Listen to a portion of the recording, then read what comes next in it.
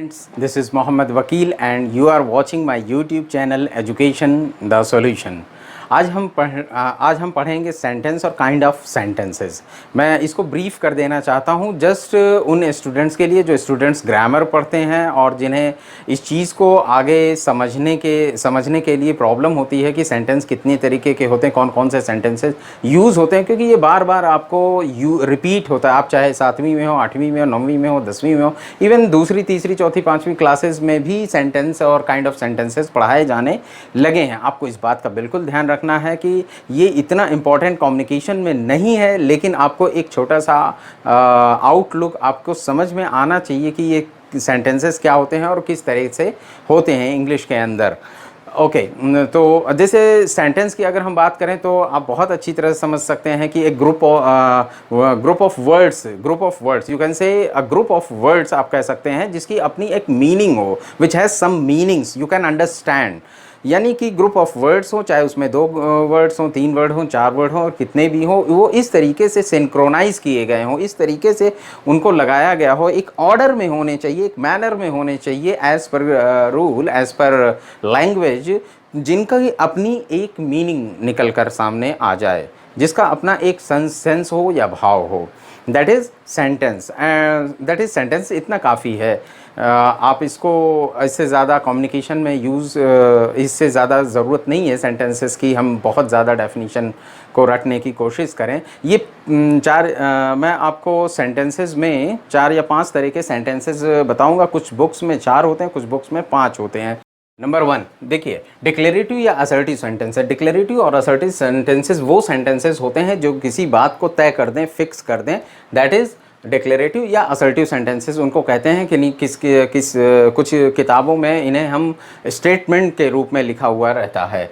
तो और इसके 2 पार्ट होते हैं जिनमें एक अफर्मेटिव और एक नेगेटिव सेंटेंसेस होते हैं। अफर्मेटिव को हम सकारात्मक कहते हैं और नेगेटिव को नकारात्मक सेंटेंसेस कहते हैं। ओके तो अफर्मेटिव सेंटेंसेस जैसे कि मैं जाता हूँ, मैं खाता हूँ, या मैं गया या मैं नहीं गया, मैं जाता हूँ या मैं गया या फिर मैं जाऊँगा, ये सारे सेंटेंसेस अफर्मेटिव सेंटेंसेस कहलाते हैं। किसी भी टेंस के अंदर का पहला जो पैटर्न होता है वो एक्चुअल में अफर्मेटिव सेंटेंस है। क्या मैं कहूँ, देखिए सेंटेंसेस जैसे मैं जाता हूँ, फिर मैंने कहा मैं गया, फिर मैंने कहा मैं जाऊँगा। मैं कहता हूँ मैं जा रहा हूँ, मैं जा रहा था, या मैं जाऊँगा या चला जाऊँगा, जा रहा होऊंगा।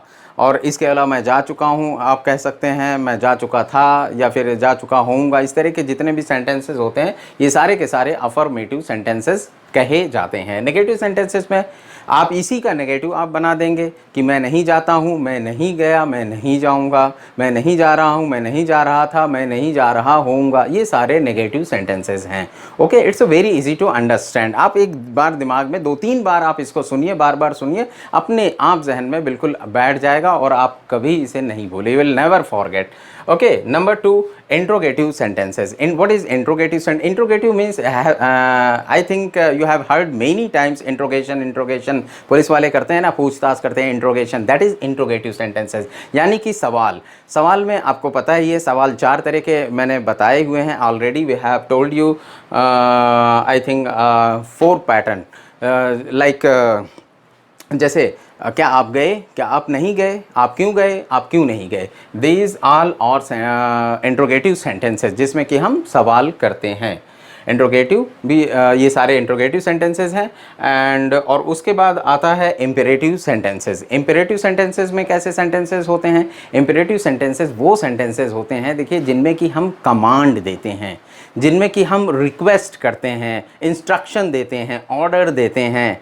इस तरह के तमाम सेंटेंसेस को हम इंट्रोगेटिव इम्पेरेटिव सेंटेंसेस कहते हैं। खड़े हो जाओ, स्टैंड अप, घूम जाओ, move around, go there, close the door, come here. इस तरीके से हम जो डांटते हैं, कमांड देते हैं, या would you like to help us, would you come with me, इस तरीके के सेंटेंसेस जिसमें कि हम रिक्वेस्ट करते हैं, इंस्ट्रक्शन दें, कमांड दें, ऑर्डर दें। These all are related to imperative sentences. Okay, and the Fourth one is exclamatory sentences. This is very important sentences, and you can understand very easily जब हम extreme emotions, when we use the extreme emotion, the sentences or the words which we use in extreme emotions, that is called exclamatory sentences. जैसे किसी कोई खुशी की बहुत ज़बरदस्त आपको ख़बर मिले और आप कहें कि वाह क्या बात है, व्हाट, आपके जहन में कोई आइडिया आ जाए, व्हाट एन आइडिया,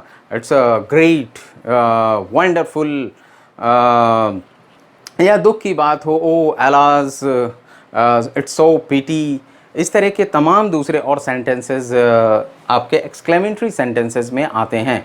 और हम एक पांचवा टाइप भी कुछ बुक्स में मिलता है जिसको हम कहते हैं ऑप्टेटिव सेंटेंसेस।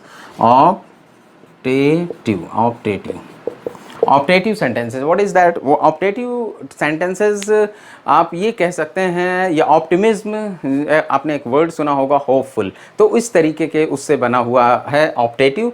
ऑप्टेटिव में के माने होते हैं जिसमें कि आदमी उम्मीद करता है, दुआ देता है या फिर बद्दुआ, विश करता है किसी चीज़ की, जिसमें कि वो विश अच्छी हो या बुरी हो, दुआ अच्छी हो या बुरी हो, उसे वो सारे सेंटेंसेस ऑप्टेटिव सेंटेंसेस में कवर हो जाते हैं। जैसे कि गॉड में bless you, may you live long, इस तरह के जितने भी और सेंटेंसेस होते हैं, ये तमाम सेंटेंसेस आप ऑप्टेटिव सेंटेंसेस में रख सकते हैं। जैसे आप गो टू हेल लोग कहते हैं, ये भी सेंटेंस आप ऑप्टेटिव सेंटेंस में रख सकते हैं। बहुत बहुत शुक्रिया सुनने के लिए। अगर आपको ये अच्छा लगा हो, देखिए एक मेरी छोटी सी कोशिश है, अगर आपको अच्छा लगे तो आप इसे लाइक ज़रूर करिएगा, शेयर भी करिएगा और सब्सक्राइब भी करिएगा, और कमेंट में मुझे बताइएगा आपको ये वीडियो कैसी लगी। बहुत बहुत शुक्रिया।